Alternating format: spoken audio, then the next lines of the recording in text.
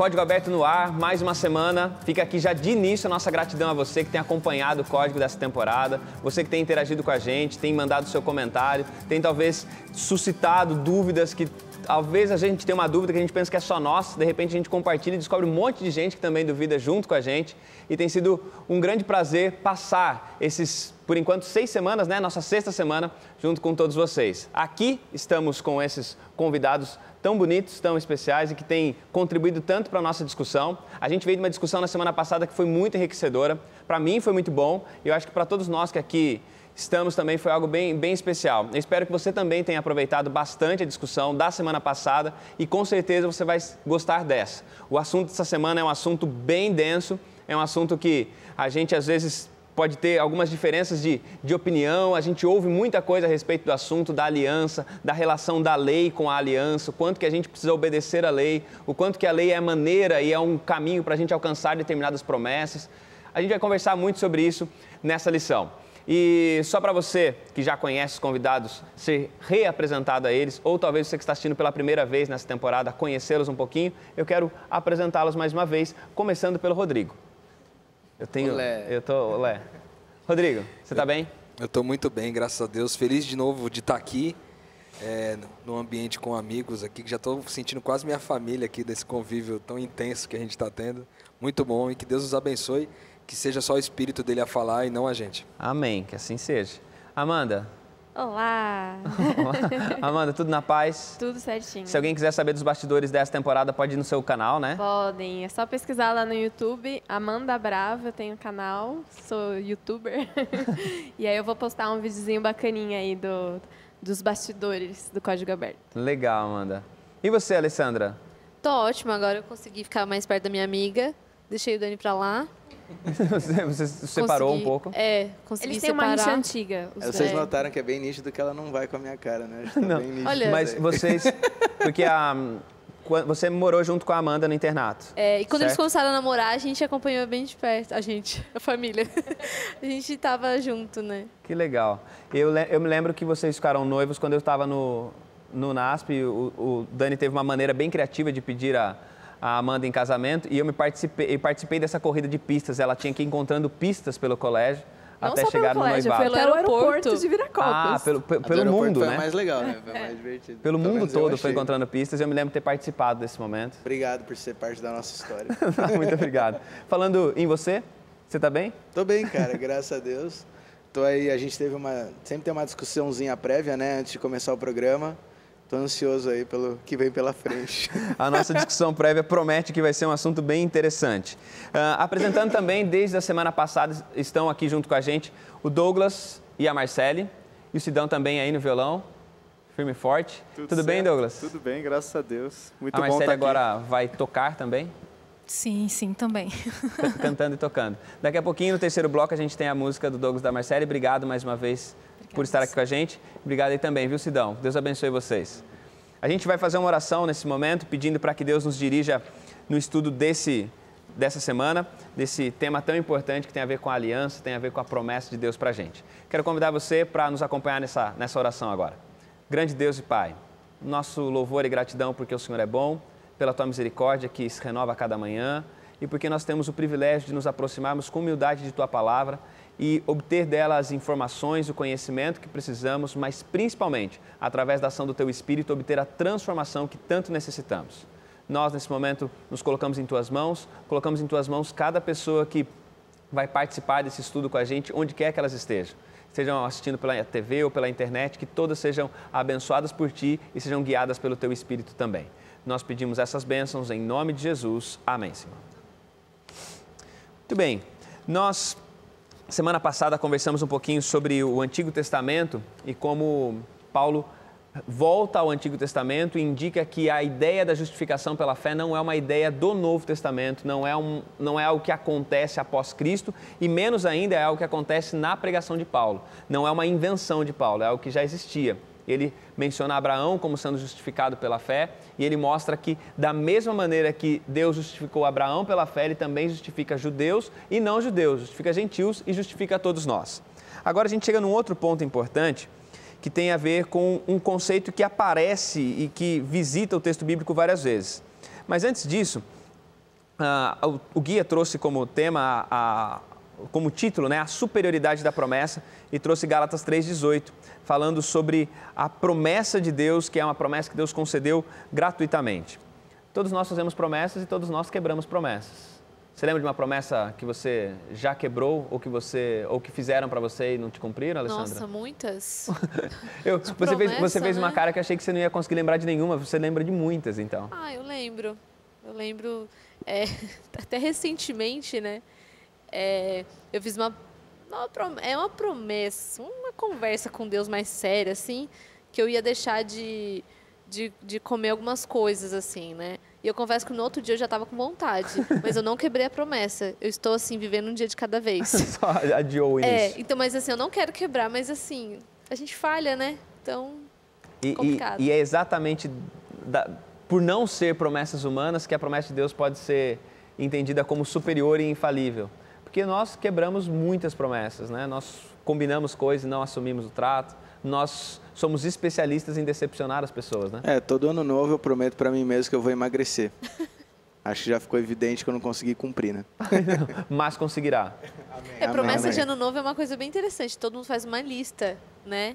E aí você consegue resumir o que você cumpriu num bilhetinho, com certeza, né? Quando chega no final do ano. Fica bem curto, né? Fica bem curto. Aquilo que foi possível. É. E a gente olha, e agora Paulo está chamando a atenção da gente para isso, para um Deus que tem promessas superiores e infalíveis. E essas promessas, elas aparecem dentro de um contexto de aliança. O que é a aliança? Eu olhei para você, porque eu quero que você comece a resposta e a gente vai conversar junto sobre, tentando conceituar a aliança. Tá. A gente estava tendo uma discussão prévia aqui antes do programa sobre o conceito de aliança, né? No meio teológico, depois a gente vai aplicar um pouco mais para o contexto para entender os pormenores, mas de maneira geral, no meio teológico, o entendimento da aliança envolve o compromisso, a aliança em si, o compromisso de duas partes, certo? Então, acho que uma boa metáfora é um casamento. A gente até chama esse anel aqui de aliança, porque ela representa um compromisso que, por exemplo, eu fiz com a Amanda, de ser dela, estar com ela até a morte, ao mesmo tempo que ela fez o compromisso comigo de ser minha esposa e estar comigo até a morte. Então, baseado assim no termo nu e cru, a aliança é o compromisso entre duas partes que muitas vezes vai envolver o processo da vida inteira, muitas vezes vai envolver isso. Na sua visão, Alessandra, o que você entende como aliança? E a gente já vai entrar na questão da aliança que Deus fez com Abraão. Você pode entrar na aliança que Deus já fez com Abraão, porque eu acho que é bom que exemplifica isso, porque a gente tem algumas alianças que são paz, que é a aliança com Abraão e também a aliança no Sinai. A gente é bom para exemplificar. Esse exemplo que o Dani deu é o que a gente, quando fala de aliança, a primeira coisa que geral, vem né, na nossa aliança. cabeça, né, a questão do casamento, até esse símbolo, né, que representa que a gente fez um acordo com alguém. Mas a aliança que Deus fez com Abraão não tinha por base assim, nenhuma outra coisa a não ser sua própria vontade e que Abraão devia simplesmente confiar na palavra de Deus, no que ele estava prometendo, né? Eu não sei se eu já vou falar alguma coisa, né, muito polêmica, mas assim, era algo que Deus fez para Abraão, independente, não esperando que Abraão fizesse algo em troca. Os meus amigos concordam com isso? Eu gostei de um ponto que o nosso guia de estudos trouxe na parte de domingo, que é a questão da palavra que é utilizada para descrever essa aliança, né? Então, ele coloca que a palavra, na verdade, a tradução mais correta seria um testamento final. Então, é uma vontade que a pessoa coloca e que ninguém mais interfere. Então, no tipo, esse é o seu testamento, é isso que você vai receber e ponto. Você pode querer ou não, mas essa é a sua herança, digamos. Só para ajudar quem está assistindo a gente, o que a Amanda comentou, nosso guia traz que a palavra comum no grego para aliança seria a palavra sinteke, que seria essa ideia de união mútua, né? Um compromisso mútuo. Mas a palavra que ele usa é diateke, que significa apenas a vontade de uma das partes, ou um testamento, como a Amanda colocou. E só para pontuar aqui, essas palavras são gregas. Vale lembrar que nós estamos usando uma expressão que vem do hebraico, certo? Que é a aliança de Deus com Abraão em Gênesis. Depois a gente pode até ler esse texto, tem separado aqui. Mas por que a gente destaca a palavra em grego, então, só para dar um contexto? É que existe uma tradução bem antiga, uma versão do Antigo Testamento em grego, já nos primórdios da igreja cristã, e bem mais tempo atrás, e na tradução para o grego, essa palavra hebraica de aliança de Deus com Abraão foi traduzida justamente como diateque, que significa essa aliança, ou esse testamento, que parte unicamente de Deus na ideia. Então, só para dar esse contexto maior. Eu confesso que eu fiquei bem impressionado quando estudei isso no nosso guia de estudos.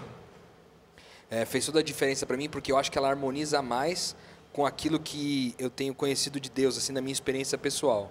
Porque o que acontece? Às vezes a gente acha que as relações, principalmente as relações humanas, que são aquelas que a gente tem acesso mais fácil, elas são baseadas numa questão de cumplicidade. Do tipo assim, eu faço o bem para você, você faz o bem para mim, a gente vai se dar bem. Só que o amor de Deus, ele não prevê isso, porque a Bíblia diz que nós conseguimos amar porque Deus nos amou primeiro. Ou seja, o amor de Deus é o amor primeiro. E essa visão do diateque, né, o diateque, não sei, que diz que é o testamento, né, como se Deus assinasse um testamento dizendo assim, ó, cara, vai ser assim, eu deixo a minha herança para vocês, e não só para você, Abraão, mas para o seu descendente, para todas as nações da terra, eu deixo esse testamento. Ou seja, não vai depender da ação de vocês, é a minha vontade primeiro, é o meu amor primeiro. Então, observando o que o nosso guia trouxe aqui como inspiração, eu acho que faz todo sentido com o caráter de Deus, que é um Deus que não espera por cumplicidade, e é um Deus que tem, de alguma forma, quando Jesus diz assim, amem uns aos outros como eu vos amei, ele está esperando de nós também esse tipo de amor, esse amor que não espera a cumplicidade, que não precisa ser provocado para haver uma reação, entende? Esse amor de Deus que é o amor primeiro. Então isso faz todo sentido quando você olha para essa aliança, que tem mais conotação de testamento, que isso faz mais sentido com o caráter de Deus. Isso foi muito importante para mim, aprender isso nesse dia aqui do nosso guia de estudos. Mas tem um nó que fica, e a gente pode tentar desatar, porque é o seguinte, quando a gente pensa nessa aliança como sendo toda, né, de Deus, ele promete, Deus dá, Deus fala de uma herança, Deus ele tem a iniciativa, mas quando a gente olha para o próprio Abraão e depois que a gente vai olhar para o Sinai, existe um Deus que ele faz isso, mas ele espera alguma coisa. Então até que nem você falou, né, que Deus ele não espera nada em troca. Realmente sim, ele é um Deus que entra numa aliança zerada de expectativa, porque se ele entra sem esperar nada em troca, não parece que o relacionamento fica meio estranho, porque a gente entra nas relações, as relações pressupõem trocas. Deus não espera essa troca, Deus não espera que venha nada no sentido contrário, ele simplesmente entra em aliança com Abraão e não espera nada dele. A gente, como ser humano, nunca vai conseguir retribuir a Deus à altura do que ele realmente merece ou esperava, né, com base em tudo que ele já fez. Então, a expectativa de Deus sobre nós, eu acredito que já seja, apesar de nós podermos alcançar, já é bem menor do que... Vocês estão conseguindo me entender, né? É uma expectativa menor, não tem como eu me equiparar ao que ele fez por mim, eu faço por ele. Para mim, não faz sentido isso. Eu acho que essa relação tem muito a ver com uma relação, assim, para ficar mais claro, é uma relação de pai e filho, né? Ótimo. Então, é um amor incondicional. O pai, quando tem o filho, ele sabe que o filho vai errar. Ele sabe que o filho está crescendo, ele sabe que o filho está amadurecendo. Então, por mais que ele queira que o filho faça a coisa certa, por mais que ele fique feliz quando o filho faça a coisa certa, ele também sabe das limitações do filho. E independente do erro do filho, independente do que ele faça de errado, o amor do pai continua o mesmo. Então, é um amor incondicional. Por mais que ele goste, que ele fique feliz quando a gente faça algo por ele, por mais que ele fique triste quando a gente faça o errado, ele sabe que nós somos filhos. Ele sabe que nós estamos crescendo e amadurecendo. Independente de qualquer coisa. Esses dias a gente estava almoçando e até o Rodrigo estava falando um pouquinho da experiência, falando sobre pai e filho, falando sobre essa experiência um pouquinho, né, Rodrigo? De que você vive um pouquinho disso na sua casa, dessa liberdade para errar. Exatamente. Eu contei para vocês a experiência da minha filha, que já há 5 anos que eu tenho buscado ensiná-la nessa perspectiva da graça, educá-la na perspectiva da graça. Inclusive, tem um livro que eu gostaria de indicar para quem gostaria de criar e educar os filhos nessa perspectiva. Chama-se Família Transformada pela Graça, de Jeff von Vonderen. É um livro muito bom, que faz todo sentido aí para quem está caminhando na questão da graça. Minha filha chegou um dia para mim e disse assim, pai, eu vou para uma festa, vai ter uma festa e meus amigos todos vão para beber. Posso ir? Essa foi a pergunta, na hora eu dei uma tremida, né? Falei, como assim, né? Tipo, aí eu pensei e falei, o que você acha, filha? Você acha que seria saudável para você? Aí a resposta dela foi assim, bom, pai, se a gente tem que ser pequenos cristos no mundo, a gente tem que estar onde as pessoas precisam de Cristo. E eu acho que eles vão precisar de um Cristo lá, e eu quero estar lá por causa disso. E aí eu fiquei pensando assim, agora o que eu respondo para minha filha, né? E eu falei, tá bom, vou pensar. E aí mais tarde nós combinamos a forma dela participar dessa festa e talvez um caminho para ela poder lidar com os amigos ali. Mas isso talvez revele um pouco dessa questão, dessa natureza de Deus de nos deixar livres, né? Quando você faz a sua pergunta, por exemplo, dizendo assim, será que Deus não espera absolutamente nada em troca da gente? Talvez a gente poderia fazer uma outra pergunta, do tipo assim, se Deus não põe... Deus pode se frustrar conosco? Porque se Ele pode pôr expectativas, Ele corre o risco de ser frustrado. Deus pode se frustrar com a gente?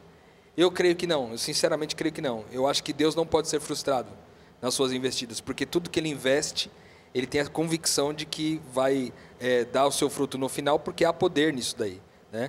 Então, quando eu olho para a investida de Deus ao meu respeito, eu acabo aprendendo que mais do que eu ter a fé nele, Ele tem fé em mim. Mais do que eu crer que Ele pode fazer o bem para mim, Ele crê que eu posso fazer o bem através dele. Sim, e Jó 42:2 fala sobre isso, né? Que Jó, depois daquele momento, daquele turbilhão, ele fala, bem sei agora que tudo podes e nenhum dos teus planos podem ser frustrados. Até porque essa capacidade de Deus de ver o fim desde o começo faz com que Ele tenha talvez não seja expectativa, mas Ele tem o desejo que a gente siga por um caminho, que a gente ande de determinada maneira, mas isso não... A nossa rejeição desse caminho não necessariamente gera nele a decepção, a frustração, né?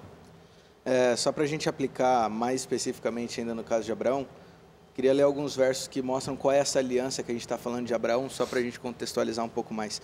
Se você quiser abrir com a gente, aí você que está em casa, Gênesis 17, Gênesis capítulo 17.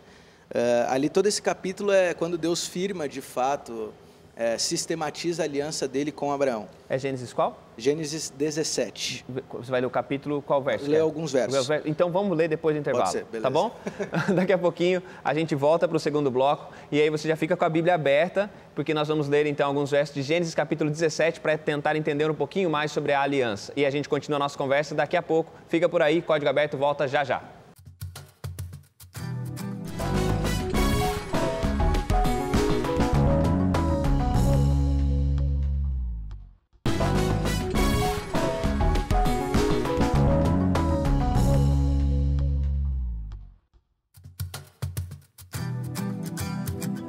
Código Aberto está de volta. Nós tivemos um primeiro bloco conversando sobre aliança e a conversa ainda não terminou.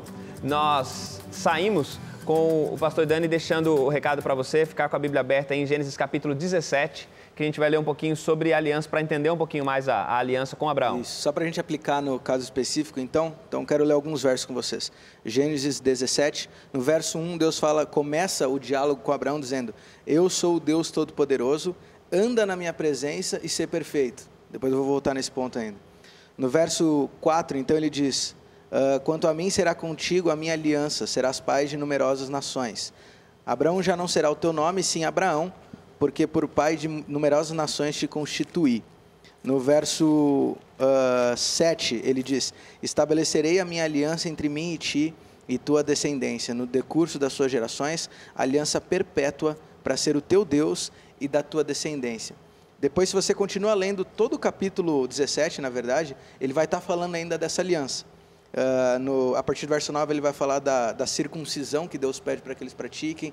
Depois, Deus muda o nome de Sarai para Sara, mas todo ele falando da aliança. O que é interessante nessa aliança? Primeiro, a gente vê que ela é uma prerrogativa divina e não humana. Então, Abraão nunca olha para o céu e fala, Deus, por favor... Faça uma grande nação, vamos fazer uma aliança. Não, é uma prerrogativa, uma iniciativa completamente divina, que vai de encontro com o que a gente falou no primeiro bloco, que a palavra para aliança implica um testamento, quer dizer, é uma vontade de Deus, algo que talvez Deus sempre teve isso, então é uma iniciativa 100% divina. E outra coisa interessante é que Deus estabelece todos os termos. Você não vê em nenhum momento Abraão falando, e aí vem o ponto da reciprocidade, você não vê em nenhum momento Abraão falando, beleza, Deus, eu aceito se os termos forem assim, ou tem uma contraproposta. Não, Deus falou, é isso. Ou você aceita ou não. Simples assim, a minha aliança é essa. E nem Deus a minha lançou uma vontade é essa. contraproposta, né? Se você fizer tal coisa, então eu... Né?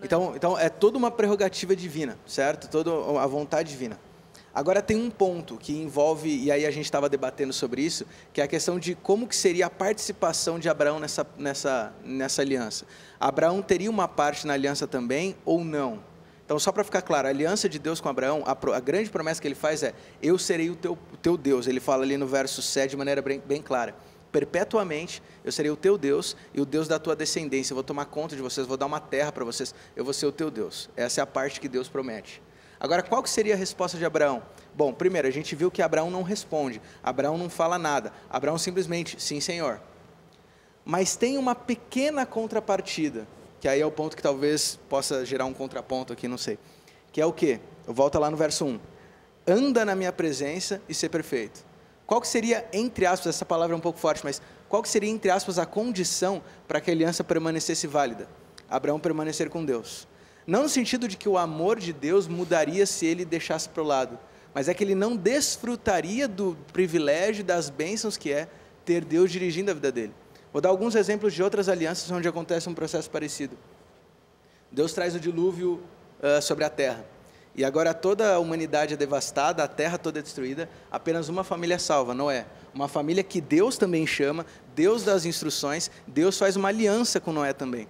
Quando Noé sai da arca, Deus estabelece uma nova aliança, ele faz um acordo com Noé, que de novo, Noé não fala nada, é Deus que fala tudo. E Deus coloca um símbolo, que a gente vê em Gênesis 9, onde ele coloca o arco-íris como um símbolo de que a promessa dele, a aliança dele com o povo, né? Vocês terão paz agora, eu nunca mais destruirei a terra com água, vocês podem ficar tranquilos. Qual que seria a participação do ser humano nisso?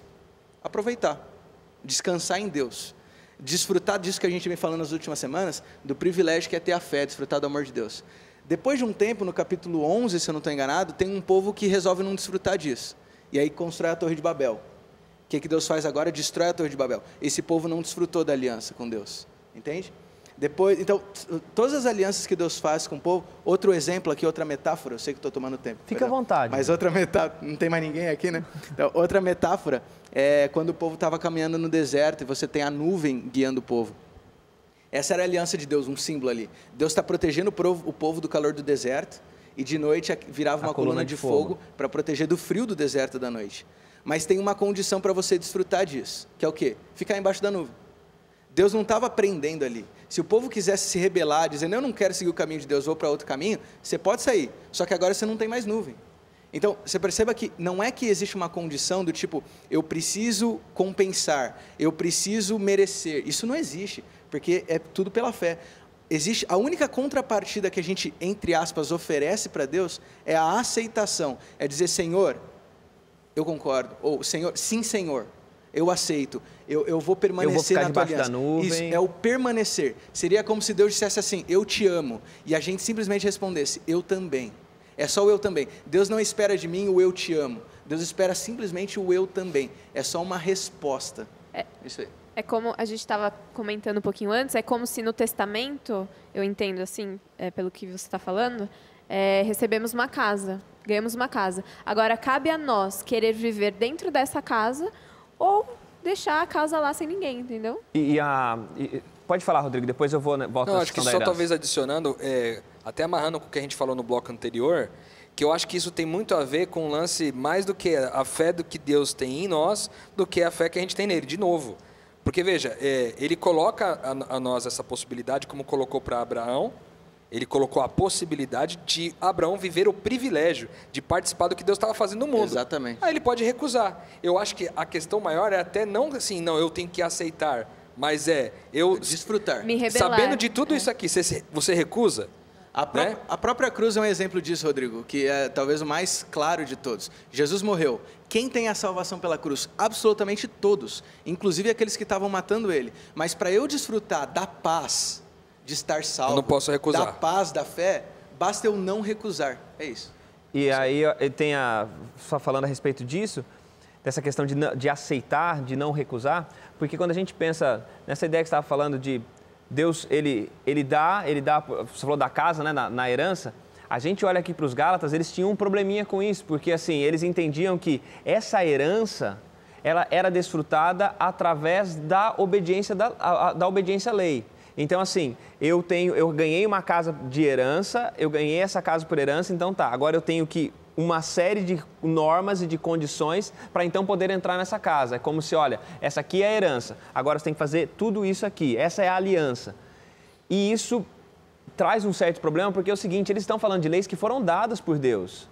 O Deus que entra em aliança, ele também dá as leis. O Deus que dá a promessa, o Deus que promete uma herança, ele dá leis. Agora, como é que a gente vem de um lado, Paulo falando que desfrutar dessa herança, desfrutar dessa promessa não provém da lei, porque senão a promessa, isso invalida a promessa, mas ao mesmo tempo o Deus da aliança, ele entra em aliança no Sinai, né, lá com Moisés e com o povo no Sinai, ele entra em aliança e faz estipulações, e escreve as leis e dá as leis. Como é que a gente consegue entender esse Deus que tem uma aliança, que tem uma promessa e uma herança para a gente, como é que a gente entende que esse Deus estipula leis, mas essas leis não são necessariamente condições para viver a aliança? Eu acho que é o significado, o propósito dessas leis. Para o que elas foram feitas, né? Se a gente lê ali Gálatas capítulo 3, verso 19, Paulo diz o seguinte: qual era então o propósito da lei? Ela foi acrescentada à promessa para mostrar às pessoas os seus pecados, mas a lei deveria durar apenas até a vinda do descendente prometido. No sentido de que, tá vendo? Isso daqui é para você entender qual é o seu pecado, o quanto você é falho e o quanto você precisa desse descendente. É um espelho, né? Que mostra onde está errado. É como se fosse um raio-x. Né? Quando a gente tem alguma doença, a gente tem que ir lá no hospital e tirar um raio-x para ver o que aconteceu, o que quebrou, o que está errado. A lei é justamente esse papel, ela te mostra qual é o seu erro, o quanto você é falho e o quanto você precisa do remédio. E o remédio, o médico, é Cristo. Quando eu olho para a lei, eu só vejo perdição, né? Mas quando eu olho para Cristo, eu vejo que eu posso ser salvo. A gente não vê na lei um método de salvação. A gente não consegue ver pela lei como que eu vou me salvar. Eu não consigo cumprir, como que eu vou... Justamente porque não é o papel dela, né? O papel dela é só mostrar o quanto a gente precisa desesperadamente de Deus. São funções diferentes, né? É para mostrar para a gente o quanto incompetente nós somos, né? De fazer por nossos próprios esforços aquilo que não é possível fazer. E eu entendo também que a lei tem uma função de proteção. Eu sei que eu já falei demais, vou tentar moderar, tá? Mas a lei também tem um papel de proteção. Tem uma charge que eu vi uma vez que eu acho que resume muito bem isso. Talvez alguém já tenha visto aí, que são dois homens correndo aí numa cena de gramado e tem uma cerca, tipo um guarda-reio na ponta do gramado. E aí um homem olha para isso e fala, eu estou revoltado com essa cerca, não quero mais ficar preso aqui. Ele vai e pula a cerca. Enquanto ele está indo para pular, o outro rapaz grita, não faz isso. E aí a outra cena mostra do outro lado da cerca, que era um abismo. A cerca estava ali para proteger. Quando o homem pula a cerca, porque, não quero ficar preso, agora ele cai no abismo. Então o homenzinho termina falando, né? A cerca não era um limite, ela era uma proteção. Então, a lei de Deus talvez seja mais ou menos como isso, uma outra função dela, né? É nos proteger do pecado. Usando a metáfora da casa que você falou, Deus deu a casa, você entra. A lei que Deus dá sobre a casa é para que você não quebre a casa, para você poder continuar morando nela pro resto da vida. Porque se você mexer no ar, vai quebrar a parede, vai entrar mofo, enfim. É uma forma de proteger a nossa vida. E também tem um detalhe, né, que a de proteção é só para o nosso bem, né? Às vezes a gente vê a lei somente com um lado opressor, com um lado que mostra só o erro, mas a gente vê nela também um modo de viver que vai fazer só bem para a gente. No fundo também é amor. Tanto a promessa quanto a lei é a expressão do amor de Deus. A lei também revela o caráter de Deus, quem Deus é. Por isso que também não tem como a gente jogar a lei fora. Porque jogando a lei fora, a gente joga o caráter de Deus fora. Então,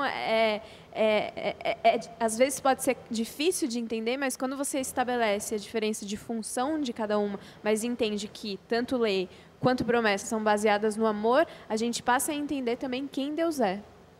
Você vê que interessante, né? A mesma lei que é dada para mostrar para a gente que nós somos incompetentes em realizar determinada tarefa, é a mesma lei que também é uma confirmação, porque quando você entende essa perspectiva, você aceitou, você creu em Deus e isso foi creditado a você como justiça, e você agora nasceu de Deus, quando você nasce de Deus, a continuidade da tua caminhada é de tentar sempre preservar o outro, porque você sabe que o outro também é filho de Deus, é preservar a você, é preservar o nós, né, todos nós. Então, essa preservação acaba sendo manifesta, porque se você quer preservar o outro, você não vai, por exemplo, cobiçar a mulher dele.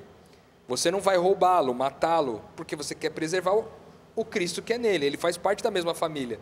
Então, quando a palavra de Deus diz, Paulo dizendo que a lei confirma a promessa, é nesse sentido, de dizer, está vendo como esse estilo de vida, essa nova vida em Cristo, essa nova criatura que você se tornou, faz com que você pense mais em não matar as pessoas, em não fazer o mal para elas, mas fazer o bem o tempo inteiro, servindo-as, perdoando-as, cuidando delas. Ou seja, é a confirmação de fato de que o amor funciona.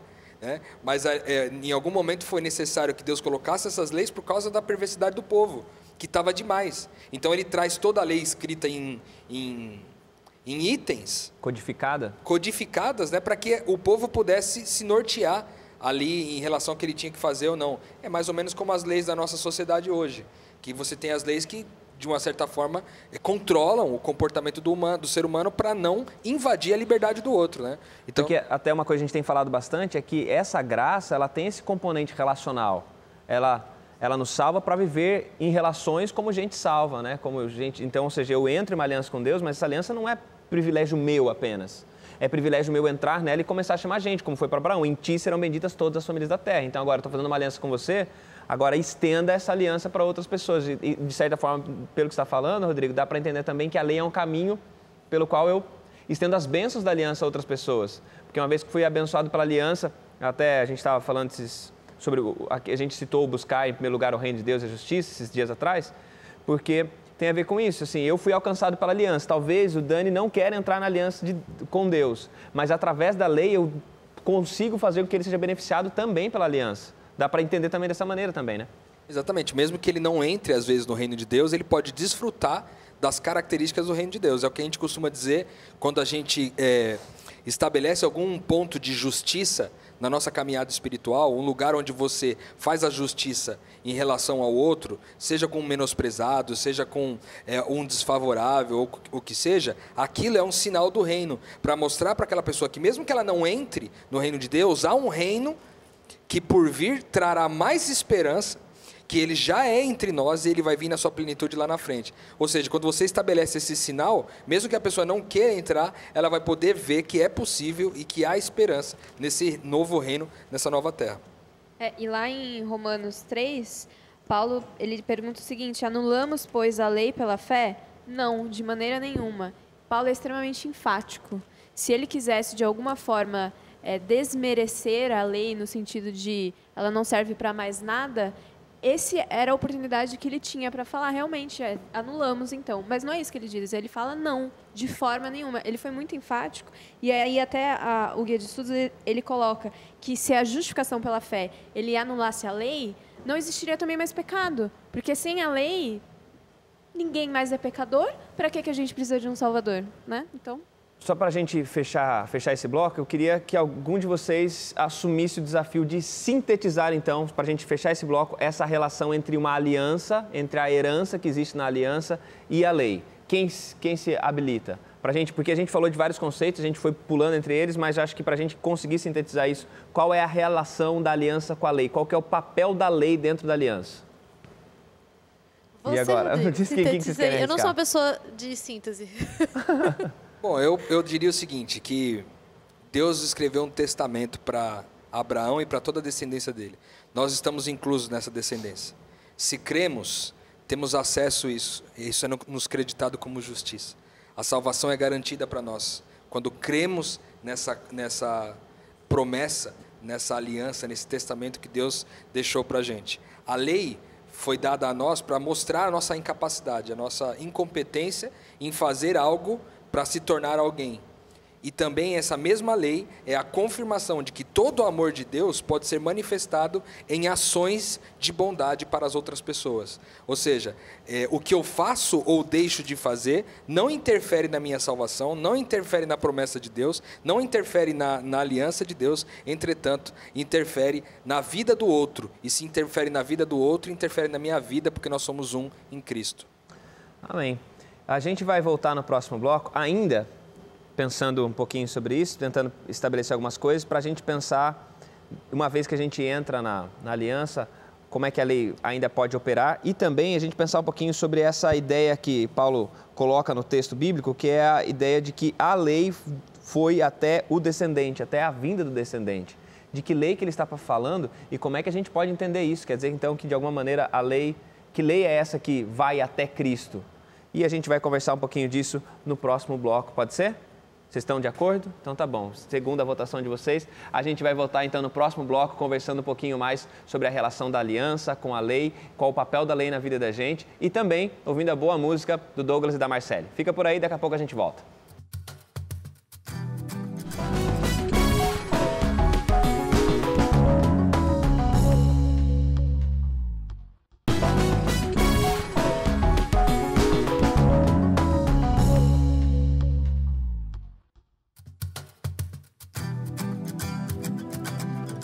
Código Aberto de volta, é o terceiro e último bloco dessa conversa tão agradável sobre o Evangelho trazido por Paulo aos Gálatas, sobre essa maneira como Paulo apresenta a aliança, apresenta a salvação através da graça, apresenta a gente sendo justificado pela fé.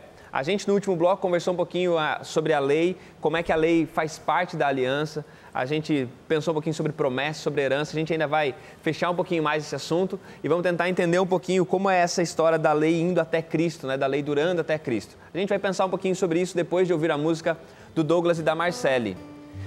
O que vocês escolheram para hoje? A gente escolheu a música Movido pelo Amor. A gente está falando sobre graça aqui, né? Tem sido o tema da lição. E graça não é uma filosofia, né? Ela não é uma ideia, não é uma hipótese. Ela é a ação de Deus. Então, ela não, acho que justamente por isso ela não pode ser somente explicada, por mais que a gente tente.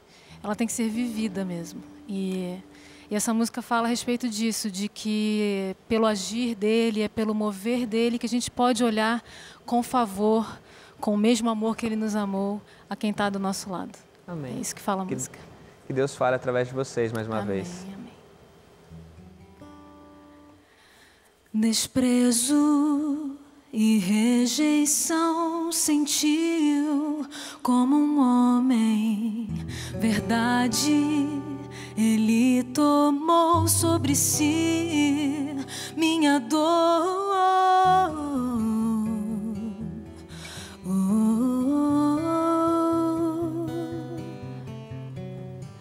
Castigo que nos traz paz estava sobre ele, feridas que nos sarou da morte, me livrou.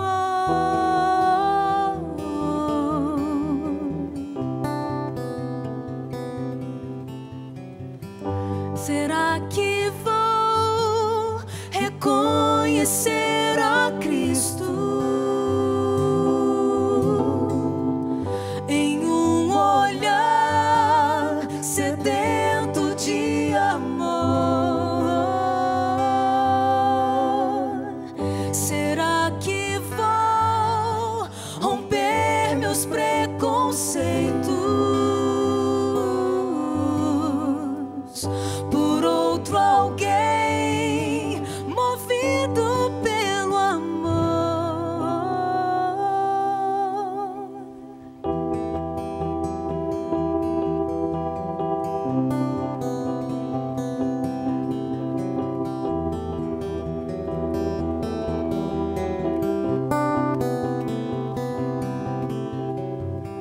Meus passos e meu querer entrego para Ele, que veio me conceder nova chance de viver.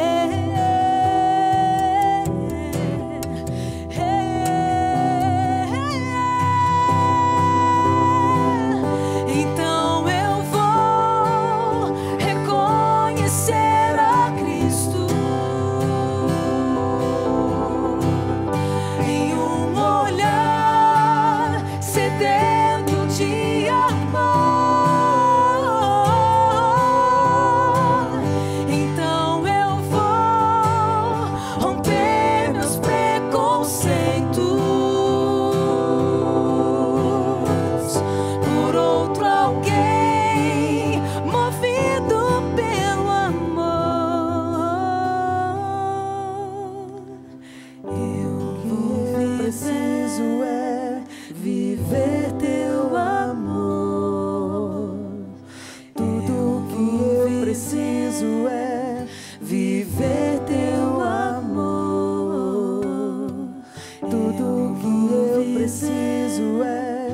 viver teu amor.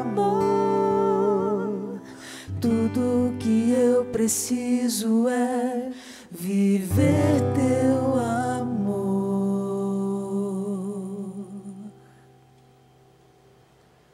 Ficou bem resumido, acho, né? Tudo que a gente precisa é viver o amor.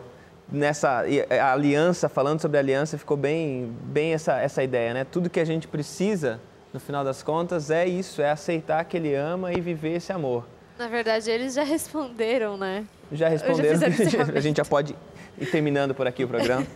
Mas a gente tem uma questão que aparece no texto bíblico, sobre a qual a gente gostaria de voltar, que quando fala em Gálatas capítulo 3, do verso 16, a partir do 16, quando fala a respeito de até que viesse o descendente, que essa lei foi adicionada, ele fala, né, que a lei foi colocada a mais, porque existe uma promessa, uma aliança que é feita com Abraão, e 430 anos depois vem a lei.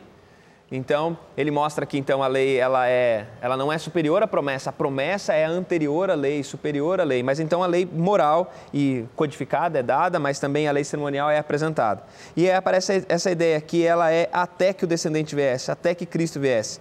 Em Cristo, a lei se encerra. Em Cristo, a lei termina. Quem vai falar sobre isso? Alessandra. Eu não vou falar porque eu estava com dúvidas quando a gente conversou sobre esse assunto. Então eu quero que meus amigos falem. Como é que a lei, como é que Cristo é o fim da lei, de certa forma? Ele não é o fim. Não é que Cristo anula, encerra a lei. Mas Cristo é a finalidade no sentido de mostrar de forma real o que é a lei e para que ela serve. No sentido de que, quando a gente olha a lei, a gente vê o padrão de uma pessoa santa, perfeita, assim como Deus espera que um dia nós sejamos, por exemplo. Só que a gente enxerga que a gente não consegue. Então, quando Cristo chega, a gente vê a lei encarnada, no sentido de que antes era como se a gente visse uma foto. Ah, essa daqui é a pessoa que representa a lei. Chegando Cristo, a gente conhece essa pessoa pessoalmente. E a partir desse momento, a gente não se espelha mais na lei, a gente se espelha em Cristo. Porque se a gente seguir Cristo, a lei encarnada, automaticamente a gente vai entender qual que é o propósito de Deus para a nossa vida, no sentido de o que é o melhor para nós, certo? Então, Cristo é o nosso exemplo, a gente deve imitá-lo. Então, Cristo é a lei encarnada, é como se fosse uma sombra, né? Então, Cristo, ele é a finalidade da lei. No Sinai, foi dada algumas leis que a gente divide como moral e cerimonial.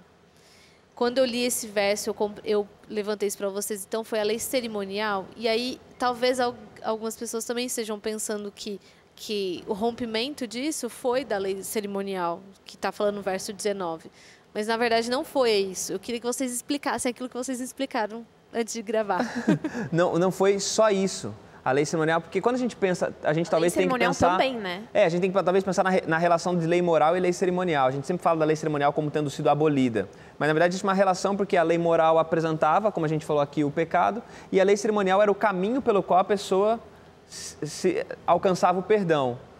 Em Cristo, eu não preciso mais dos sacrifícios da lei cerimonial, não preciso mais das cerimônias para isso, mas a lei continua existindo, né, como mostra como indicação de pecado, só que agora a lei moral não me leva para uma cerimônia, ela me leva para o Cristo. Ela me leva direto a Cristo, mas ao mesmo tempo dá para se pensar nela como sendo o Cristo o fim da lei, porque da mesma maneira como ele é o objetivo, as cerimônias apontavam para Cristo, a lei moral também aponta para Cristo. A lei moral também fala sobre Cristo.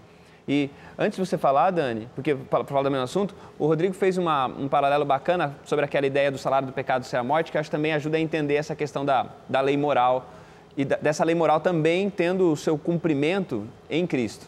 Sim, eu acho que é mais até uma adição ao que a Amanda acabou de dizer, que eu achei brilhante, inclusive, porque quando a gente vê essa questão do cumprimento sendo que o salário do pecado era a morte, alguém precisava morrer. E a palavra de Deus diz que um morreu por todos, logo todos morreram. E antes ela fala um pouquinho, por causa do pecado de um homem, o pecado entrou no mundo, então todos hoje somos pecadores. Mas também por causa do ato salvífico de um homem apenas, nós também temos vida, né? Por causa da vida de um que morreu e que tinha que morrer, todos nós morremos com ele e ressuscitamos com ele. Não só morremos com ele, mas também ressuscitamos com ele. Então, a noção de que também se cumpre a lei nessa perspectiva de que alguém tinha que morrer, logo, Cristo morreu, então todos morremos com Cristo, isso também dá uma conotação desse cumprimento. Lógico que ele não para aí, né? Porque foi o que a Amanda disse, agora o novo parâmetro é Cristo, porque na verdade, se você for olhar todas aquelas leis que tinham, as cerimoniais, as sociais e todas as outras que tinham, se você olhar do Novo Testamento para frente, Jesus ainda amplia esse significado. Sim. Ou seja, a lei teoricamente ficaria ainda mais complexa de ser cumprida. Porque agora envolve as nossas intenções, envolve as nossas motivações, envolve deixar de fazer o bem para alguém, envolve duvidar, envolve se preocupar. Ou seja, ficou muito mais complexo de cumprir a lei, porque Jesus ele endossou, ele ampliou o sentido da lei do que teoricamente antes. Mas a lei continua cumprindo o mesmo papel, que é de apontar a nossa falha, o nosso pecado, a nossa incompetência, nossa incapacidade para que a gente tenha convicção de que a gente precisa de um Salvador. Né? A gente falou aqui sobre o fato de a gente ser salvo de 3 coisas, né? Sim. E que é a morte eterna, medo de morrer e essa geração perversa que a gente vive. Ele cumpre a lei que a gente não consegue e assume a penalidade que deveria ser nossa, né? Que a lei prescreve uma penalidade, ele assume essa penalidade no nosso lugar. Não, eu queria só pontuar aqui, o Rodrigo já falou muito bem da questão aí, mas só para pontuar que essa coisa que a gente chama de lei cerimonial, lei social, eu mesmo já citei, o Rodrigo citou agora, no fundo é uma questão mais didática, né? A Bíblia não faz muito essas separações, está tudo meio que misturado. A única lei que é dada num momento diferente, assim, em questão de minutos talvez, ou não sei quanto tempo, são os 10 mandamentos. O resto está tudo num pacote só, mas entende-se as leis, porque todas são a vontade de Deus, seja qual for o formato. Agora, a ideia interessante é que todas essas leis têm um objetivo, que o Rodrigo citou, que é apontar para Cristo. Na verdade, a aliança que Deus fez com Abraão lá no início tinha Cristo como ponto central. Então, todas as leis, elas continuam, inclusive a lei cerimonial, continua ainda hoje apontando para Cristo. Porque quando a gente olha para o sacrifício, que era feito no Antigo Testamento, ainda hoje a gente consegue ver Jesus. Mesmo agora que a gente não pratica mais. Então, a lei cerimonial caiu no sentido da gente não apresentar mais sacrifícios de ovelhas e etc. a Deus, porque o santuário caiu. Quando o véu foi rasgado em Mateus 27. O santuário caiu, então agora a gente não tem mais sacrifício para ser feito. Mas a função de apontar para Cristo continua válido, porque ainda continua como uma certificação para a gente de que, de fato, Jesus é o Cordeiro de Deus, como João Batista falou. E o rito de sacrifício continua existindo em Cristo, né? Continuou existindo em Cristo. Exatamente, é como se ainda tivesse sendo sacrificado, só que Jesus é esse Cordeiro. E agora, então, a lei moral, como a gente chama os 10 mandamentos, qual é a função para a gente hoje? O mesmo que era no passado. É olhar para essa lei, entender o quanto eu estou longe de Deus, o quanto eu preciso desesperadamente de Cristo, só que ao invés de olhar para frente, agora eu olho para trás. Só para sumarizar isso, eu entendo que a aliança de Deus com Abraão é como se fosse um triângulo, você tem Deus e Abraão, e agora as duas leis se concentram, se encontram, as duas partes, digamos assim, se encontram em Cristo, que é o ponto central. E agora que Cristo chegou, isso se amplia novamente, porque agora essa aliança feita com Abraão se estende para todos os povos. Eu gosto de... Olhando para frente ou para trás, o ponto é Cristo. Desculpa te interromper até, Dani. É que você falou sobre o lance de apontar para Cristo, e eu achei bem interessante essa colocação, porque às vezes a gente não tem muita, às vezes a gente não entende muito bem o que isso significa, apontar para Cristo, né? Por que a lei aponta para Cristo? É porque a lei aponta para a nossa verdadeira identidade. Ela diz quem é, foi aquilo que a Amanda falou. Qual é a sua verdadeira identidade? A sua verdadeira identidade é Cristo. Ou seja, Ele é a nova referência. Porque, na verdade, essa referência é a referência pela qual eu te criei. Eu te criei para que você fosse assim. É a referência perfeita, né? É a referência perfeita, né? Muito bacana. Alessandra, o que você ia falar? Eu ia falar o seguinte, que nesse nosso guia de estudos, na quinta-feira, o título colocado ali é a superioridade da promessa. E eu achei bem interessante esse nome, porque, para mim, significa que o que foi feito a Abraão é algo assim muito mais amplo, bem superior a qualquer coisa que a gente coloque na frente como possibilidade de salvação. Essa questão de Deus ter nos abraçado por meio de Abraão, antes mesmo de termos de existido, né? Termos existido é algo confortante, na verdade. Com que certeza. Faz assim ser mais feliz por ter sido aceita. E eu acho muito bacana a gente pensar nisso, porque eu me lembro esse é um negócio muito revelador para a gente, né? Muito revelador, talvez tenha confrontado quem está em casa com algumas verdades, com algumas realidades que parece que mudam um pouquinho a nossa maneira de funcionar, nossa maneira de ver o mundo, nossa maneira de compreender a obediência, de compreender a lei, mas principalmente de compreender a graça de Deus. E uma coisa que esses tempos atrás, logo no começo do ano, eu fui lá com o pessoal do IAP, estava junto com eles, que era um coral, e nós fomos fazer uma fogueira, e eu me lembro que nessa fogueira eu pedi para eles antes escreverem coisas que eles prometem para Deus, né? Promessas que eles tinham que fazer para Deus, coisas que eles queriam mudar na vida, coisas que eles queriam dizer para Deus, e eles escreveram lá no papelzinho, né, a promessa deles, como a gente sempre faz às vezes, né? A gente faz uma promessa para Deus e tudo mais. E aí eu lembro que quando a gente chegou na fogueira, eu pedi para eles queimarem, e a questão toda, e talvez você que está em casa, talvez deva fazer isso também, é pegar suas promessas que você já fez para Deus, pegar a lista de coisas que você já disse, olha, Senhor, eu não vou mais fazer isso, eu não vou mais ver aquilo, eu não vou mais andar em tal lugar, eu não vou mais falar tal coisa, eu não vou mais comer isso, não vou mais comer aquilo. Sabe que você anota todas as suas promessas, coloca todas elas num livro, se couber num livro, sabe o que você faz? Queima e esquece todas elas, porque Deus não precisa das suas promessas. Deus não precisa que você prometa ser perfeito, Deus não precisa que você prometa que não vai fazer isso, não vai fazer aquilo, que não vai nunca mais pecar, por duas razões básicas. Em primeiro lugar, porque Deus não precisa. E que mesmo que se Ele precisasse, a gente ia decepcioná-lo tanto com as nossas promessas, porque a gente promete coisas, a gente diz que vai fazer, fazemos votos tão grandes, e chega em momentos da nossa vida espiritual que a gente fala, Senhor, essa foi a última vez que eu fiz isso e nunca mais vou fazer. Querido, Deus não precisa das suas promessas. Ele não acredita, de certa forma, nas suas promessas, e você não precisa fazê-las para Deus. O melhor que a gente pode fazer, de acordo com aquilo que a gente aprendeu hoje, é desfrutar da herança e desfrutar hoje. Desfrute hoje da graça de Deus. Se amanhã você vai cair, se amanhã você vai errar, se amanhã você vai comer o que não deve, vai falar o que não deve, vai ir para um lugar que não deve, vai pensar o que não deve, isso é um problema para amanhã. A graça de Deus é para hoje. Hoje desfrute da herança, hoje viva a promessa, hoje desfrute da graça, mesmo que você entenda ou perceba que amanhã você não vai dar conta dela. Você não precisa prometer nada para Deus. Hoje descanse nessa certeza e faça com que as pessoas próximas de você também tenham essa mesma certeza. Deus não precisa das nossas promessas. Nós precisamos das promessas dele, e essas promessas são infalíveis e elas nos bastam. Viva o dia de hoje desfrutando da herança maravilhosa de Deus, da promessa dele. Que Deus te abençoe. Semana que vem a gente volta com o Código Aberto.